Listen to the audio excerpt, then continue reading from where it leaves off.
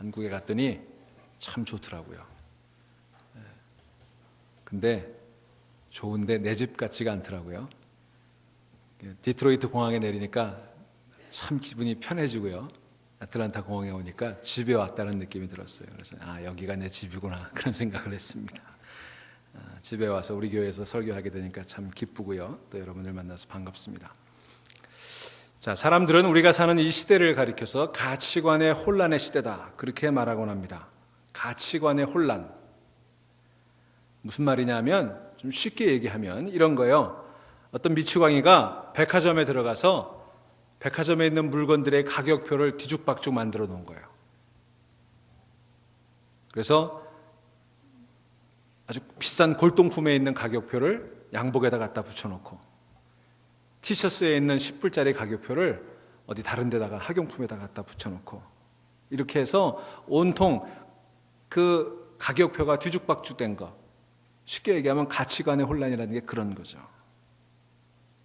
그래서 정작 값비싸고 중요한 것은 값어치 없는 것이 되어버리고 정말 하찮고 아무것도 아닌 것들이 소중한 것이 되어버렸다는 거예요. 그래서 사람들이 정말 소중하고 중요한 것들을 추구하지 않고 아무것도 소용이 없는, 아무짝에도 소용이 없는 그런 것들을 붙들고 살아가는 세상, 그게 오늘의 시대라고 하는 거예요. 가치관의 혼란이라고 하는 거예요. 이게 바로 오늘 우리가 사는 시대의 비극이라고 하는 것입니다. 그런데 그건 전혀 새로운 얘기가 아니에요. 사사시대에도 그랬어요. 오늘날만 가치관의 혼란이 있었던 게 아니고 이 사사시대에도 가치관의 혼란이 있었던 것입니다. 가나안에 들어간 이스라엘 백성들이 직면했던 위기가 바로 가치관의 혼란이었어요. 무엇이 소중하고 무엇이 가치 있는 것인지가 뒤바뀌어 버린 거예요. 여러분, 유목민 생활을 했던 이스라엘 백성들, 여러분, 유목민 생활이라는 게요, 그냥 젖을 짜서 데워 먹으면 그만이었어요.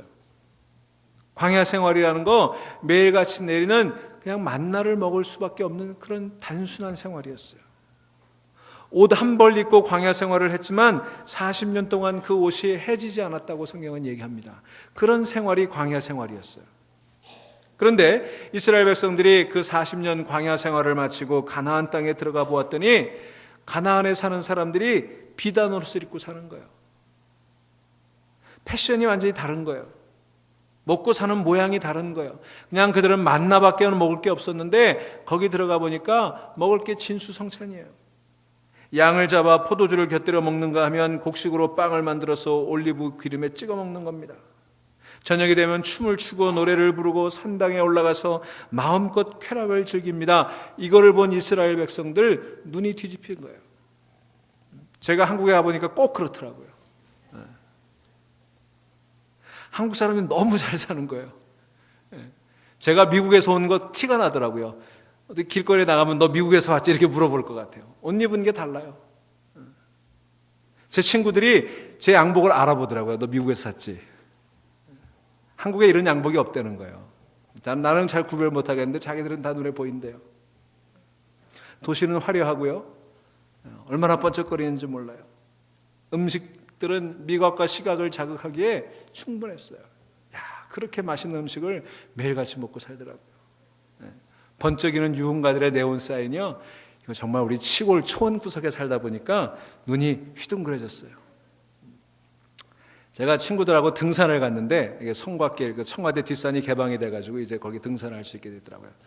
토요일 날 아침에 등산하러 거기 갔더니 부끄러워서 거기 서 있을 수가 없었어요. 그냥 등산복들을 기가 막힌 등산복으로 다 빼입고 전부 노르웨이산 스틱을 들고 배낭은 뭐 그렇게 무슨 한 2시간 산행하면서 이렇게 좋은 배낭들을 맸는지요. 그리고 다 올라가는데 나는 친구들한테 부끄러워가지고 괜히 왔다 싶었어요. 마치 70년대 시골에서 상경해서 서울역에 덩그러니 서 있는 그런 느낌을 제가 느끼면서 돌아왔습니다. 아마 가나안 땅에 도착했던 이스라엘 백성들이 느꼈던 아마 심정이 그런 거였을 거예요. 자, 그런데 하나님께서는 이미 그것을 아시고 이스라엘 백성들에게 경고하셨어요. 너희들은 가나안 땅에 들어가거든 그거 부러워하지 말라는 거였어요. 그거 본받으려고 하지 말라는 거였어요. 그것들을 부수고 쫓아내고 물리치라고 말씀하시는 거예요. 왜 그 사람들과 친하게 지내고 그것들을 본받고 그것들을 더불어 즐기라고 하지 않고 그것을 내쫓으라고 말씀하셨을까? 왜 부숴버리라고 말씀하셨을까? 하나도 남김없이 진멸하라고 말씀하셨을까? 왜냐하면 그것들은요, 우리가 친하게 지내야 될 대상이 아니었기 때문이에요. 우리가 본받고 우리가 부러워해야 될 대상이 아니었기 때문이에요. 그것은 무당이고 그것은 창기고 그것은 마귀고 그것은 사탄이었기 때문이에요.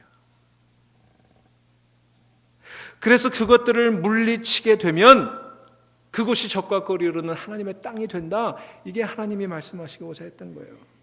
그것이 하나님을 왕으로 모시고 사는 약속의 땅이 된다고 믿었던 거예요. 여러분 성지순례 가보셔서 알지만 그것은 하나님을 왕으로 모시고 사는 곳이지 그거 부러워하고 사는 그런 땅은 아니라고 하는 거예요. 그런데 안타깝게도 하나님이 염려하신 것처럼 이스라엘 백성들은 약속의 땅에 들어가자마자 이 하나님의 명령과 그들이 모세와 함께 느보산에서 그 광야에서 했던 그 약속을 다 잊어버리고 살았던 것입니다. 그게 사사기의 현실이에요. 그게 가치관의 혼란이었어요.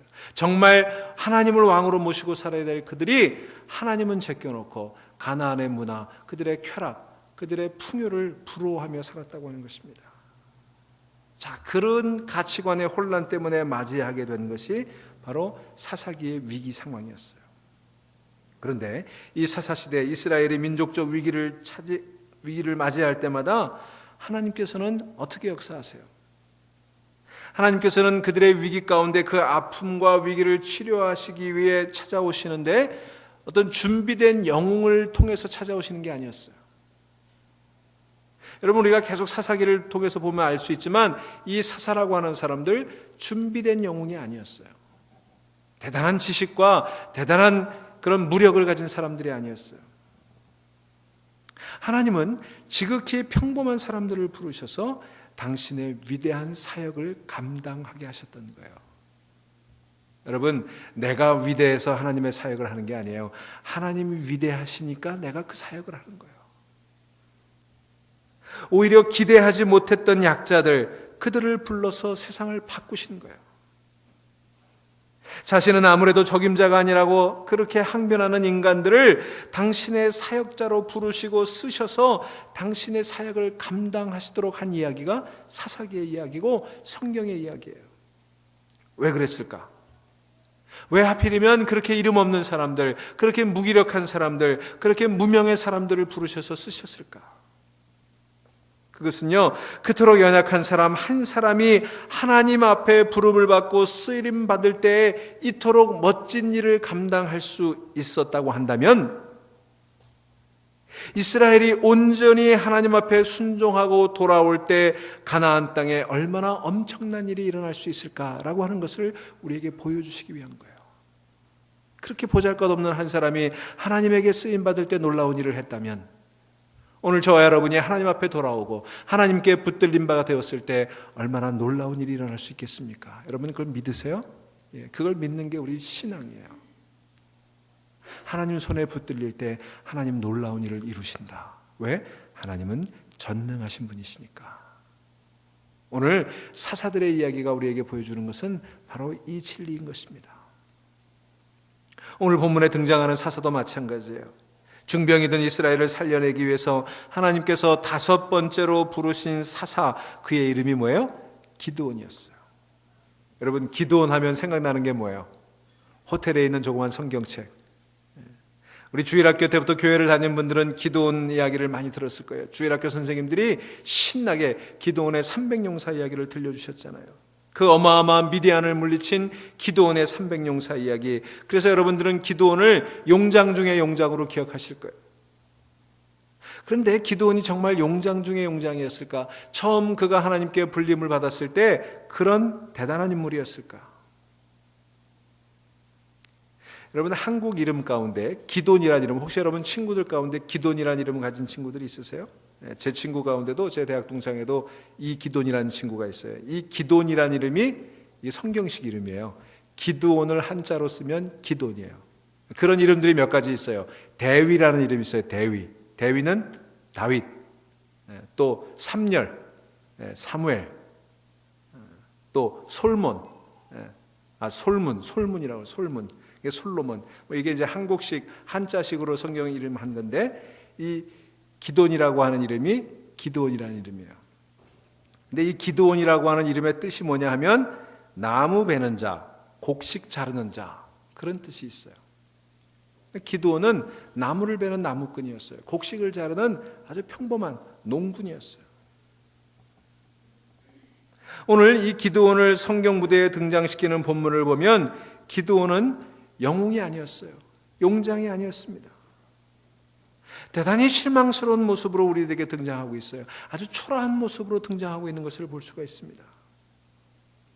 자, 오늘 본문 6장이 열리면요, 하나님께서 이스라엘 백성이 약속의 땅에서 그 약속을 잊어버리고 하나님을 잊어버리고 바알을 섬겼을 때 이번에는 이스라엘을 아말렉과 미디안의 손에 넘겼다, 그렇게 기록하고 있습니다.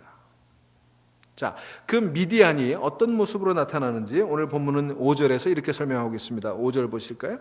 이는 그들의 짐승과 장막을 가지고 올라와 메뚜기 떼같이 많이 들어오니 그 사람과 낙타가 무수함이라, 이렇게 되어 있어요. 자, 이 구절을 통해서 이런 그림을 머릿속에 그려볼 수 있는 거죠.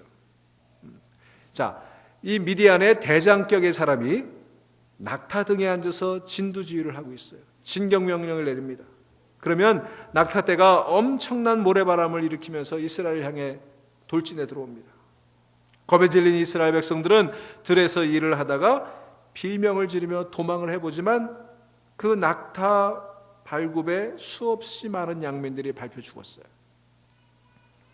그 뒤에 이 낙타를 탄 그 병사들이 달려오고 그 뒤에 양들, 소들, 그 떼들이 몰려옵니다. 미디안의 그 가축들이 몰려오는 거예요.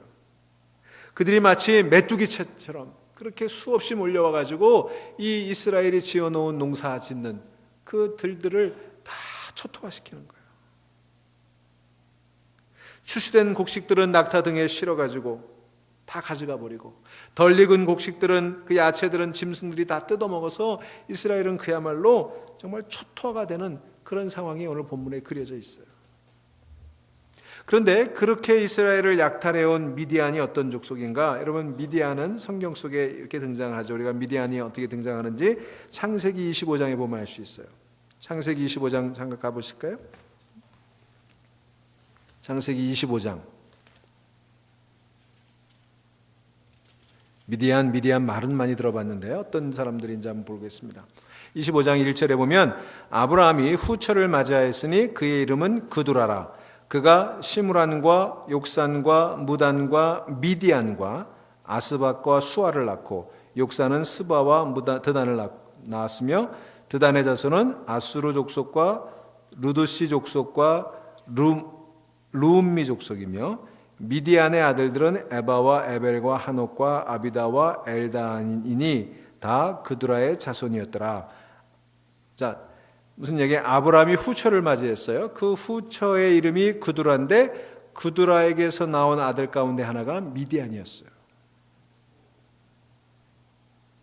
그런데 이 아브라함이 이제 이삭을 낳고 보니까 이삭과 후처에게서 얻은 아들들을 구별하기 위해서 저들을 요단 동편으로 쫓아보냅니다.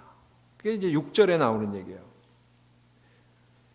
자기 서자들에게도 재산을 주어 자기 생전에 그들로 하여금 자기 아들 이삭을 떠나 이삭을 보호하기 위한 거예요. 이제 그 후처들에게서 난 아들을 쫓아보내는 거죠. 동방 곧 동쪽 땅으로 가게 하였더라 그랬어요.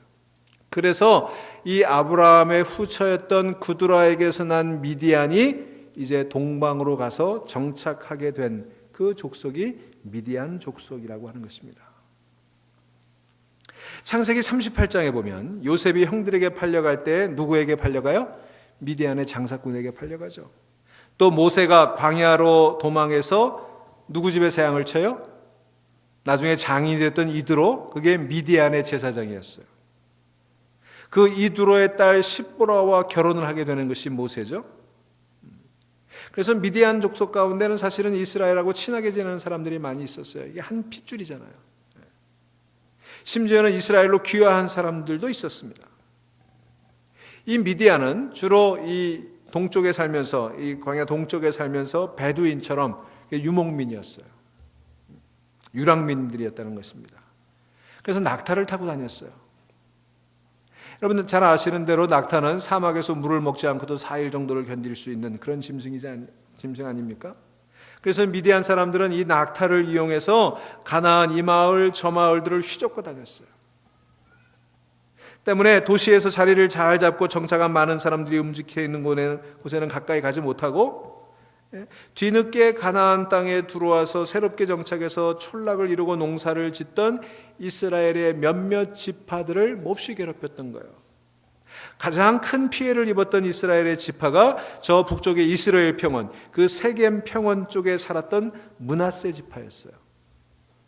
그리고 이 기드온이 바로 그 므낫세 지파의 후손이었던 것입니다. 자, 이런 배경들을 여러분 좀 기억을 해두세요. 자, 또 미디안과 함께 이스라엘을 괴롭혔던 족속의 이름이 뭐라고 나와요? 아말렉이죠. 아말렉. 3절에 보면 이스라엘이 파종한 때면 미디안과 아말렉과 그랬어요. 이 아말렉 족속이 왔어요. 아말렉이 누굽니까? 여러분 아말렉도 많이 들어보셨죠?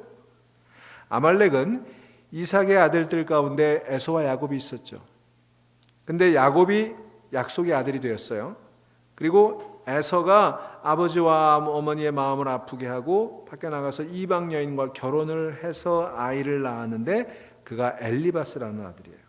그리고 이 엘리바스가 또 나가서 후처를 얻어서 아이를 낳았는데 그 아이가 아말렉이었어요. 그러니까 다 이스라엘하고 관련이 있는 족속들이에요. 이 아말렉이 이스라엘이 출애굽하는 과정에서 이스라엘 백성들을 몹시 괴롭혔어요. 출애굽기 17장에 보면 여호수아가 전쟁터에 나가서 이 아말렉과 싸울 때 진두지휘하는 장면이 나오지 않습니까? 모세가 아론과 홀의 옆에서 손을 받쳐 들면 아말렉을 물리치고 또 손이 내려오면 지고 하는 바로 그 대목에서 싸웠던 족속이 아말렉 족속이었어요. 이 아말렉 역시 유랑하던 베두인이었습니다. 유랑민들이었어요. 그래서 이 아말렉이 주변 족속들과 힘을 합쳐서 이스라엘을 심심치 않게 침공하고 괴롭혔던 거예요. 이 미디안과 아말렉, 이스라엘하고는 형제지간이었던 같은 집안 한 족속이었던 이 아말렉과 미디안이 이스라엘을 지금 괴롭히고 있는 거예요. 자, 그래서 이 미디안과 아말렉이 지금 이 기드온 때 이스라엘을 다시 괴롭힙니다. 오늘 6장 1절을 보니까 이 사사기의 전형적인 패턴이 등장하죠. 뭐예요? 이스라엘 자손이 또 여호와의 목전에 악을 행하였으므로. 이 야삽이라고 하는 말 수도 없이 나오죠. 이스라엘 백성이 또 죄를 짓고 또 죄를 짓고 또 죄를 짓고. 그런데 그렇게 죄를 짓는 이스라엘 백성들 이제 미디안의 손에 넘겨졌어요. 그런데 2절에 보면 재미있는 표현이 나옵니다. 미디안의 손이 이스라엘을 이긴지라. 이제 미디안이 이스라엘을 점령했어요. 이스라엘 자손이 미디안으로 말미암아 산에서 웅덩이와 굴과 산성을 자기들을 위하여 만들었으며, 그렇게 되어 있습니다. 무슨 얘기예요? 이스라엘이 미디안에 쫓겨서 산속으로 숨어 들어간 거예요. 굴을 파고 웅덩이를 파고 산성을 만들고 거기 숨어 지내게 되었다는 것입니다. 여러분 보세요. 얼마나 비참한 모습이에요. 이스라엘 백성들이 하나님께서 가나안 땅을 점령하고 그 땅을 지배하며 그곳에서 젖과 꿀이 흐르는 그 복된 삶을 살아가라고 거기 보내셨더니 이제는 미디안에 쫓겨서 산에 토굴을 파고 웅덩이를 파고 숨어 지내는 꼴이 되었습니다. 참으로 비참한 모습. 하나님의 백성이 하나님이 약속하신 그 약속의 땅에서 이런 모습으로 살아가고 있었던 거예요. 그게 오늘 본문의 배경이에요. 참 초라한 모습 아닙니까? 처음에는 미디안이 추수 때가 되면 거둔 곡식을 뺏어가더니 3절에 보니까 이제는 아예 파종조차 못하도록, 파종을 해놓고 나면 벌써부터 와가지고 수확을 하기 전부터 와가지고 그 파종한 밭을 아주 그냥 초토화시켜버리는 거예요. 짐승들을 떼를 몰고 와가지고 다 뜯어먹게 해버리는 거예요. 왜 그랬을까? 이스라엘 백성들 가나안에서 못 살게 하기 위한 거예요. 단순히 양식만 약탈해 가는 것이 아니라 그들 이곳에서 떠나버리라는 거예요. 여러분 잘 기억하셔야 돼요. 우리의 대적은요, 그냥 우리를 못 살게 구는 정도가 아니에요. 우리를 이곳에서 떠나버리게 만드는 것이 우리의 대적들의 목표예요. 우리가 무서워하고 두려워하고 산속으로 숨어버리면 끝내는 것이 아니라 우리를 완전히 진멸하려고 하는 게 우리 대적들의 목표라니까요. 막다른 골목으로 우리가 몰려들면 거기서 우리를 멸절시키겠다는 것입니다. 여러분 잘 기억하세요. 우리가 인생의 위기를 만나고 어려움을 겪을 때에 그것을 헤쳐나가고 문제를 해결하고 그리고 그것을 딛고 일어서야지, 그 문제에 짓눌리고 그 문제에 파물려 쳐 살아갈 때 우리는 진멸당하게 되어 있다는 거예요. 도망가서 해결될 일이 아니에요. 숨는다고 해결될 일이 아니에요. 저 산속으로 몰아서 그 땅에서 몰아내버리겠다는, 진멸하겠다는 그것이 대적들의 전략이에요. 사랑하는 여러분, 우리가 믿음과 성령의 능력을 발휘하지 못하면 우리는 아예 이 땅에서 멸절당하게 되는 거예요. 우리 교회가 조금 위축되는가 싶으면 온갖 잡기들이 덤벼들어서 교회를 박멸하겠다고 달려드는 거예요. 우리는 위기의식을 가지고 신앙생활을 해야 돼요. 우리가 세상을 변화시키지 못하면 세상이 우리를 진멸해버리는 것입니다. 온갖 것들이 다 일어나서 교회를 박멸하는 거예요. 그래서 교회가 바로 서 있어야 되는 거예요. 교회가 바로 서지 못하는 순간 그저 조금 위축되는 게 아니에요. 여러분, 교회가 부흥하고 교회가 온전해지지 않으면요, 그냥 현상 유지하는 게 아니라 진멸당하는 거예요. 여러분 생각해 보세요. 하나님께서는 이스라엘을 이곳저곳 이산저산으로 쫓겨다니며 거기 토굴이나 파고 웅덩이나 파고 숨어 지내라고 그 땅에 보내신 게 아니잖아요. 그러자고 출애굽했습니까? 그러자고 광야 40년 그 모진 시간을 지내도록 하셨습니까? 그게 아니라 산도 점령하고 들도 점령해서 그곳을 적과 꿀이 흐르는 하나님을 왕으로 모시고 사는 그 땅으로 만들려고 보내신 거 아니에요. 가나안의 주인이 되라고 보내신 거 아니에요. 그런데 지금 이스라엘이 하나님을 버리고 나니까 오히려 정복자가 아니라 정복당하는 피정복자가 되고 마는 것입니다. 적을 쫓아내야 될 그 주인이 이제는 쫓겨다니는 꼴이 되어버리고 말았어요. 하나님의 백성, 주님의 교회가 권세와 능력을 잃어버리면 이 꼴이 된다는 거예요, 여러분. 그걸 우리 각성해야 되는 거예요. 여러분, 사사기를 읽으면서 오늘의 교회의 모습을 생각하셔야 돼요. 옛날에 이런 일이 있었구나, 옛날 이야기 읽듯이 넘어가지 마세요. 오늘 우리 교회를 향해 주시는 말씀이에요. 그래서 제가 뭐라고 그랬어요? 사사기는 예언서라고 그랬죠? 단순히 옛날 이야기 책이 아니에요. 오늘 우리들에게 주시는 말씀이에요. 세상을 복음의 능력으로 감동시키지 못하면 우리의 대적들은 우리를 격려하고 위로하는 것이 아니라 우리를 아예 몰아내버린다고요. 우리의 영향력을 소멸시키고 박멸시키려 덤벼드는 거예요. 바로 이 현장의 모습이 오늘 우리 교회들의 모습 아니겠습니까? 오늘 기독교의 모습 아니겠어요? 오늘 나의 모습이라고요. 자, 그런데 이 엄청난 위기 속에서 이스라엘은 이 문제를 어떻게 돌파했을까요? 자신의 힘으로 도무지 일어날 수 없는 중병 환자가 된 이스라엘을 이 미디안과 아말렉의 공격 앞에 어떻게 했습니까? 또 같은 패턴이 반복되죠? 오늘 6장에 보면 5절 6절에 뭐라고 합니까? 그들이 여호와 하나님께 부르짖더라. 이 얘기가 두 번 나와요. 6절 말씀 보세요. 6절. 이스라엘이 미디안으로 말미암아 궁핍함이 심한지라 이에 이스라엘 자손이 여호와께 부르짖었더라. 7절에 이스라엘 자손이 미디안으로 말미암아 여호와께 부르짖었으므로. 고통이 심하게 되니까 저들이 하나님께 부르짖은 거예요. 그 부르짖음이 처절하고 애절해서 하나님께 들려졌다는 것입니다. 이곳저곳에서 기도하는 소리가 들려옵니다. 100년 전 2배나 악한 구산 리사다임의 손에서 이 백성을 구원할 온니엘과 같은 사사를 우리들에게 주시옵소서. 거구 에글론 왕을 단칼에 죽인 왼손잡이 사사 에훗과 같은 그런 사사를 우리에게 보내주시옵소서. 소문은 막대기로 블레셋 철기군 600명을 때려 죽였던 삼갈 같은 사사를 우리에게 보내주십시오. 저들이 부르짖었던 거예요. 철병거 900대를 기손강에서 수장시키고 시스라 대장의 관자놀이에 말뚝을 박아버렸던 저 드보라와 바락과 야엘과 같은 그런 사사들을 우리에게 보내주시옵소서. 그들은 부르짖었던 거예요. 그날 하늘의 별들이 일어나 우리를 대신해서 싸웠고 강물이 벌떡 일어나 적군들을 물리쳤던 그날과 같은 놀라운 기적이 다시 일어나게 해주십시오. 저들은 간절히 부르짖었던 거예요.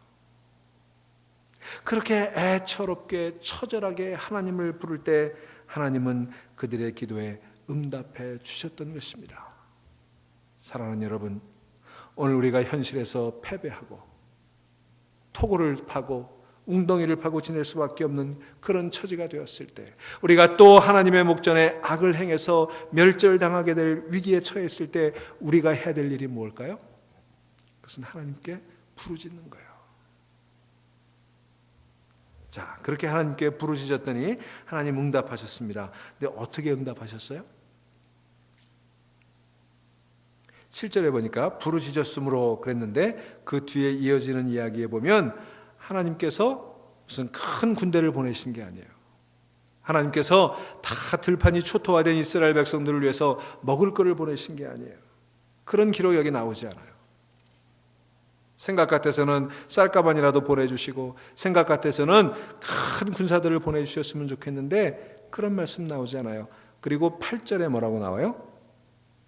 자, 그렇게 부르짖었더니 7절에 이스라엘 자손이 미디안으로 말미암아 여호와께 부르짖었더니 하나님께서 응답하시는데 8절 말씀 같이 읽습니다.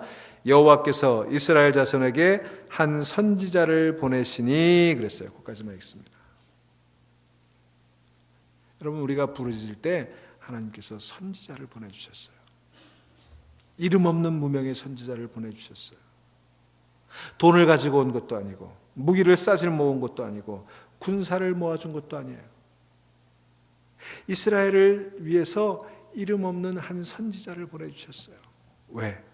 하나님의 말씀을 다시 회복해야 되니까. 여러분, 우리에게 필요한 건 무기가 아니에요. 우리에게 필요한 건 양식이 아니에요. 오늘 우리가 이 위기 속에서 필요한 것은 하나님의 말씀인 줄로 믿으시기를 바랍니다. 우리가 굶주린 것은요, 양식이 없어서 줄인 게 아니에요. 우리가 목마른 것은 물이 없어서 그런 게 아니에요. 하나님의 말씀을 갖지 못한 기갈이라고 선지자들은 얘기하지 않습니까? 그래서 하나님께서는 저들을 책망하기 위해서, 저들을 깨우치기 위해서, 저들을 위우치기 위해서 설교자를 보내서 애굽에서 너희들을 건져내면서 엄청난 기적으로 함께하지 않았느냐? 다 잊어버렸느냐? 수많은 적들을 하나님께서 친히 몰아내지 아니하였느냐? 그런데 너희들은 하나님의 말씀을 기억하지 않지 않았느냐? 이것을 깨우쳐 주시는 것입니다. 너희들이 하나님을 버렸다. 약속의 땅에 와서 하나님의 약속을 잊어버렸다. 하나님의 약속을 너희들이 먹고 살 수 없게 된 것이 아니냐, 이 메시지를 지금 전해주고 계시는 거예요. 여러분, 이 음성을 듣는 오늘 이 저녁 되기를 주의 이름으로 축원합니다. 하나님은요, 이스라엘 백성들에게 왜 더 열심히 일하지 않았느냐 책망하지 않았어요. 왜 무기를 다듬고 국방을 소홀히 하지 않았느냐 책망하지 않았어요. 악과 싸우라고 가나안 땅에 들여보냈더니 악과 한통속이 되어버렸고, 우상을 파괴하려고 가나안 땅에 들여보냈더니 우상을 숭배하기 시작했고, 가나안의 가치관을 몰아내고 하나님의 나라의 가치관으로 그 땅에 하나님의 나라를 세우라고 했더니 그들을 부러워하고 그들이 먹고 사는 것을 너희들이 먹고 사는 지경에 이르지 않았느냐, 그것을 책망하고 계시는 거예요. 사랑하는 여러분, 오늘 우리에게 필요한 것은 세상에서 출세하고 성공하기 위해 열심히 일하는 게 아니에요. 하나님이 우리에게 요구하시는 게 그게 아니에요. 오늘 강경석 집사님 기도하시면서 그 기도한 것 같아요. 우리 그동안 기도하는데 하나님 잘 먹고 잘 살게 해주십시오. 출세하고 성공하게 해주십시오. 이 기도만 했다는 거예요. 여러분, 가만히 보세요. 그 기도의 내용은요, 하나님께 기도하고 있기는 하지만 기도의 내용으로 보면 세상 사람들의 기도와 하나도 다르지 않죠. 여러분, 우리의 기도를 잘 한번 생각해 보세요. 우리의 기도가 정말 세상 사람들의 기도와 달라요? 구하는 대상이 다를 뿐이지 구하는 내용이 똑같은 거예요. 우리는 세상을 부러워하고 세상처럼 되게 해달라고 하나님의 축복을 간구하고 있지 않습니까? 여러분, 하나님이 원하시는 게 그거예요? 여러분, 우리들의 가치관이 세상적인 가치관이 되었는데 그 세상적인 가치관을 하나님께 구한다고 하나님 들어주실까요? 여러분, 우리는 하나님의 축복을 받아서 잘 먹고 잘 살겠다고 기도하고 있잖아요. 여러분, 하나님은요, 우리가 잘 먹고 잘 살라고 우리를 가나안 땅에 보내신 거 아니에요. 그랬다면 가나안을 물리치라고 말씀하시지 않았겠지. 가나안과 타협하고 가나안과 적응하고 가나안 사람들과 화해하고 저들을 본받으라고 그렇게 말씀하시지 않았겠습니까? 여러분, 잘 기억하세요. 부러우면 지는 거예요. 근데 우리 세상을 부러워하잖아요. 세상 사람들과 똑같아지고 싶어 하잖아요. 그래서 세상 사람들과 똑같하게 해달라고, 세상 사람들보다 더 잘 살게 해달라고 하나님께 떼를 쓰고 있잖아요. 하나님은요, 우리에게 세상을 부러워하지 말고 세상을 쫓아가지 말고 세상에 기죽지 말고 세상을 거슬러 올라가라고 말씀하고 계시는 거예요. 세상을 이기라고 말씀하시는 거예요. 세상을 이기지 못하면 세상이 우리를 이겨버리는 거예요. 우리가 세상을 뒤엎지 못하면 세상이 우리를 뒤엎어버리는 거예요. 우리가 세상을 멸절시키지 않으면 세상이 저와 여러분을 멸절시켜버릴 것입니다. 여러분, 오늘날 복음이 뭐예요? 오늘날 수많은 설교자들이 행하는 복음이 바로 세상에 변질된 가치관을 설교하고 있잖아요. 이미 가치관이 변질됐는데 그 가치관을 설교하고 있잖아요. 잘 먹고 잘 살자. 잘 먹고 잘 살자. 여러분, 예수님의 복음이 그거였을까요? 예수님이 우리를 잘 먹고 잘 살게 하기 위해서 이 땅에 오셨어요? 우리가 고난주간 예수 그리스도의 고난을 묵상하고 있습니다만 예수님 우리 잘 먹고 잘 살게 하려고 이 땅에 오셔서 십자가에 달려 죽으셨어요? 아니죠. 우리를 구원하시기 위한 거잖아요. 우리를 죄에서 건져내시기 위한 거잖아요. 그 죄가 뭐예요? 세상의 가치관에 빠져 있는 거 아니에요. 세상 사람들이 부러워하는 것을 똑같이 부러워하는 거 아니에요. 세상 사람들이 가지고 싶어하는 것을 똑같이 가지고 싶어하는 거 아니에요. 그것을 못 가진 것을 시기하고 질투하고 부러워하는 거 아니에요. 그런 죄에서 우리를 구하시기 위해 예수님 이 땅에 오신 것입니다.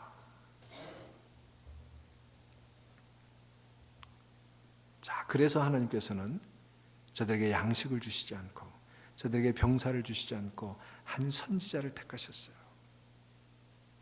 그 선지자를 통해서 이스라엘 백성들에게 말씀하시고자 했던 것입니다. 그런데 이스라엘 백성들에게 말씀을 선포한 그 여호와의 사자가 말라크 야훼예요. 우리 사사기 2장을 공부할 때 이 말라크 야훼에 대해서 공부했죠. 출애굽할 때 함께 하셨던 하나님의 사자 말라크 야훼, 광야 여행에서 함께 하셨던 하나님의 사자 말라크 야훼, 여호수아와 함께 가나안 땅으로 이스라엘 백성들 인도하셨던 하나님의 사자 말라크 야훼, 그 말라크 야훼가 기드온을 찾아왔어요. 그런데 흥미로운 것은요, 그 말라크 야훼가 기드온을 찾아왔을 때 기드온 뭐 하고 있었어요? 기드온 뭐 하고 있었어요? 타작하고 있었죠. 근데 타작을 어디서 하고 있었어요? 여러분 보세요. 어디서 타작하고 있었어요? 포도주 틀에서 타작하고 있었다 그랬어요. 여러분 이상하지 않아요? 그냥 무심코 읽으셨죠? 아, 그냥 타작했구나. 그렇지 않아요. 여러분, 포도주 틀에서는 뭘 해야 돼요? 포도주를 짜야죠. 예, 타작은, 곡식 타작은 어디서 해야 돼요? 타작마당에서 해야 되죠. 근데 지금 기드온이 포도주 틀에서 타작을 하고 있어요. 왜 그랬다고 성경이 얘기합니까? 자, 11절에 보니까 여호와의 사자 말라크 야훼가 아비에셀 사람 요아스에 속한, 이게 기드온의 족속이에요. 아비에셀 사람 요아스에게 속한 오브라에 이르러 상수리 나무 아래 앉으니라. 마침 요아스의 아들 기드온이 미디안 사람에게 알리지 아니하려 하여 밀을 포도주 틀에서 타작하더니, 왜 포도주 틀에서 타작했다고요? 미디안 사람들이 알까 봐. 다시 말하면 수확할 때가 되었는데 드러내놓고 타작마당에서 그냥 옹해하를 부르면서 이 노래를 부르면서 신나게 타작하는 게 아니라, 외정 순사가 들어와서 다 뺏어갈까봐 지금 포도주 틀, 그 조그만 이 곳간에 숨어가지고 포도주 틀이 있는 거기서 몰래 타작하고 있다는 얘기예요. 참 비참한 모습이에요.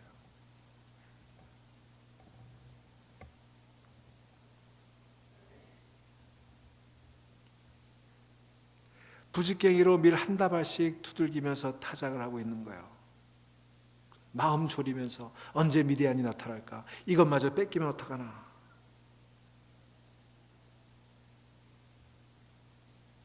보란듯이 타작마당에서 타작을 하고 싶었지만 미디안 군대가 와서 다 뺏어가니까 그냥 그거 조금이라도 얻어먹으려고 숨어서 타작하고 있는 저 모습을 한번 보십시오. 그러다가 목숨을 해도 부재하기 어려우니까 포도주 틀에 있는 곳에 숨어서 타작하고 있는 모습을 한번 보십시오. 이 얼마나 비참하고 이 얼마나 어이없는 꼴입니까?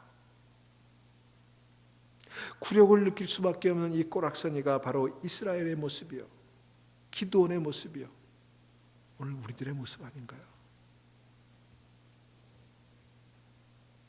평화로울 때였다면 이곳에서 포도주를 털면서 그 포도주 틀에서 그 포도주를 마시며 흥겹게 춤을 춰야 되는 곳인데, 그런데 그런 행복은 다 사라져버리고 그런 기쁨은 다 사라져버리고 참 불쌍한 모습으로 거기 서 있는 거예요. 그 순간 여호와의 사자가 기드온을 찾아왔어요. 그러면서 뭐라고 그러세요? 큰 용사여 그랬어요. 기드온이 이 얘기를 듣고 기겁을 했을 거예요. 큰 용사라니, 이게 무슨 큰 용사예요? 아마 기드온이 이렇게 항변했을지 몰라요. 놀리지 마세요. 비꼬지 마세요. 그런데 말라크 야훼, 이 하나님의 사자가 뭐라고 그래요? 큰 용사여 여호와께서 너와 함께 계시도다. 큰 용사라고 그랬어요. 기뻐로해 하일, 능한 용사라는 뜻이에요. 자, 기드온을 놀리기 위해서 그런 게 아니에요. 기드온을 비꼬고 계신 거 아니에요. 가장 초라한 모습을 하고 있지만 기드온을 향해서 하나님 말씀하시는 거예요. 너는 지금 그런 모습으로 있을 사람이 아니야. 내가 너를 그 모습으로 살아가라고 이곳으로 이끈 게 아니야.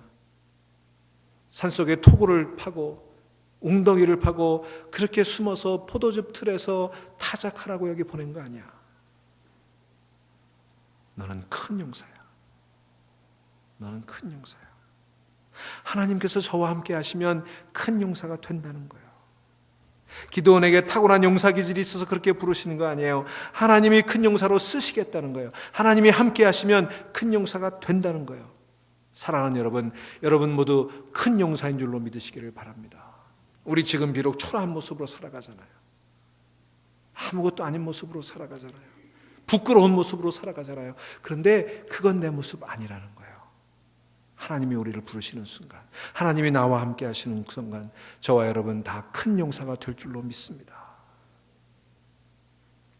기드온이 큰 칼을 휘두르며 용맹을 떠칠 때 큰 용사라고 불렀으면 얼마나 폼이 났겠어요. 그런데 부지갱이 들고 항아리 속에 들어가서 나락단 톡톡 떨고 있는 그 기드온을 찾아와서 큰 용사라고 부르시는 거예요. 얼마나 창피했을까요? 얼마나 자기 꼬락서니가 우스웠을까요? 그래서 기드온이 뭐라고 반응해요? 참, 이 어르신이 몰라도 한참 모르는 말씀을 하고 계시는군요. 우리가 지금 그렇게 농담이나 하고 있을 때가 아닙니다. 그렇게 덕담이나 하고 있을 때가 아닙니다. 그런 얘기하고 있는 거예요. 기드온이 뭐라고 얘기해요? 15절에 보세요. 기드온이 그에게 대답하되 오 나의 주여 여호와께서 우리와 함께 계시면 어찌하여 이 모든 일이 우리에게 일어났나이까? 이런 얘기죠. 큰 용사라고요? 지금 놀리세요? 나와 함께 하시겠다고요? 하나님이 함께 하셨다면 우리가 이 꼴락서니로 있었겠습니까? 이거 지금 보시잖아요. 내가 지금 어떤 모습으로 있는지. 이걸 보시고도 나를 큰 용사라고 부르십니까?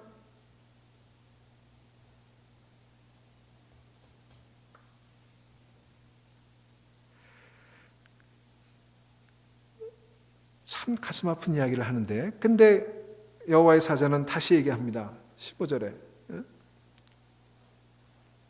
14절에 여호와께서 그를 향하여 이르시되 너는 가서 이 너의 힘으로 이스라엘을 미디안 손에서 구원하라. 내가 너를 보낸 것이 아니냐 하시니라.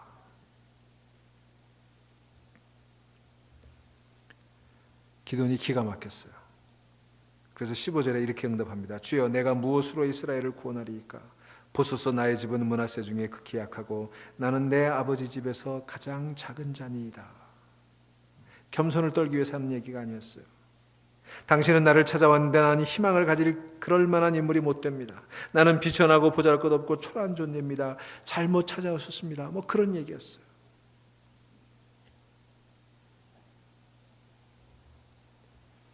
과연 그랬을까요? 과연 잘못 찾아온 거였을까요? 저 유명한 미켈란젤로가 길을 가다가 큰 바위를 하나 발견했어요. 그랬더니 미켈란젤로가 그 바위 앞에서 덩신을 들고 춤을 추는 거예요. 그 친구가 묻습니다. 이보게 뭐 하는 건가? 보게나 난 저 바위 안에서 춤추고 있는 다윗 왕을 보고 있어. 법궤가 도착했을 때 바짓가랑이가 다 흘러내리는지도 모르면서 기뻐 춤을 추는 다윗의 모습을 보고 있다네. 아니, 바위 속에 뭐가 보인다고 그래? 아니야, 나는 이 바위를 다듬어서 춤추는 다윗 왕을 만들 걸세. 여러분, 미켈란젤로는요, 남들이 볼 때는 아무것도 아닌 그저 돌덩이에 불과했던 그 바위를 보면서 그 속에서 춤추는 다윗을 보고 있었던 거예요. 그게 예술가의 안목이었어요. 그래서 미켈란젤로는 춤을 출 수가 있었던 거예요.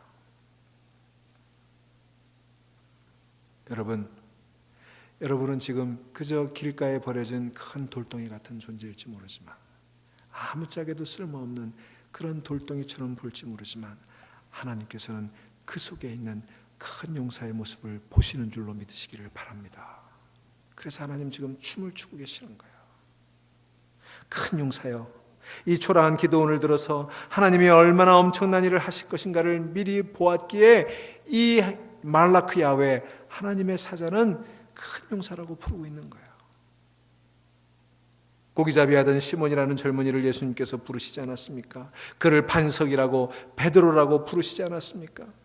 베드로는 배운 게 많은 사람이 아니고 가진 게 많은 사람이 아니고 정치적인 영향력이 있었던 사람도 아니었지만, 그러나 그의 헌신과 그의 눈물과 그의 땀과 그의 피 흘림을 통해서 앞으로 교회가 엄청난 반석의 역할을 할 것이라고 우리 주님은 그 속에서 바울의 모습을 베드로 가운데 보셨던 거예요.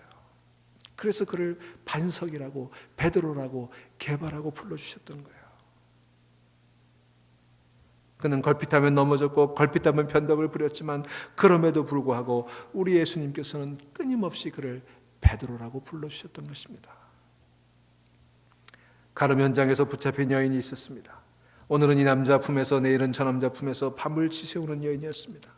사람들은 그에게 돌을 던지려고 했지만, 그러나 예수님께서는 그 여인 속에 있는 하나님의 형상을 보시고, 그리고 다시는 죄를 짓지 않고 온전하게 살아갈 성녀가 될 수 있는 그 모습을 보시고 그 여인을 용서해 주셨어요.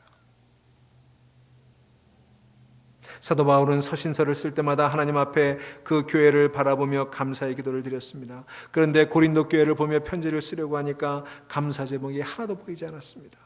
이단에 오염되어 있고, 교회는 갈기갈기 분열되어 있고, 우상 숭배에 물들어 있고, 음란한 행동들이 교회에 깊숙이 파고 들어와 있었습니다. 그런데 그런 고린도 교회를 보면서 바울은 언젠가 하나님의 성령이 그 교회에 임해서 그 교회로 말미암아 이루게 될 영광스러운 모습을 보면서 그 편지를 써가며, 고린도 교회 너를 생각할 때마다 내가 감사하노라, 그렇게 고백했던 것 아니겠습니까?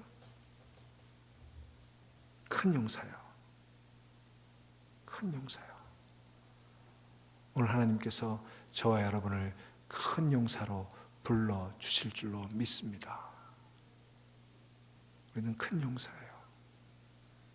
기드온처럼 보잘것없는 집안 출신이고, 기드온처럼 초라한 모습으로 서 있지만, 저와 여러분은 큰 용사가 될 줄로 믿습니다. 이제 하나님이 이루실 놀라운 일, 기드온을 큰 용사로 만드실 놀라운 일들을 계속해서 공부하면서 고백해 보도록 하겠습니다. 사랑하는 여러분, 오늘 기드온의 모습이 우리들의 모습입니다. 오늘 이스라엘들의 모습이 오늘 우리들의 모습입니다. 항아리 속에 들어가서 부지깽이로 나다를 털고 있는 이 꼴이 이스라엘의 꼴이요,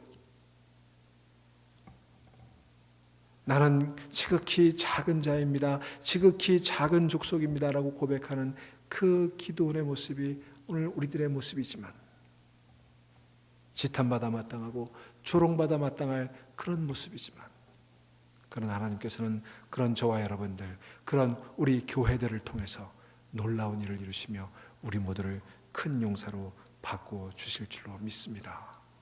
큰 용사여 일어나라. 그 음성 들으며 일어서는 여러분 모두가 될 수 있기를 주의 이름으로 축원합니다. 기도하겠습니다.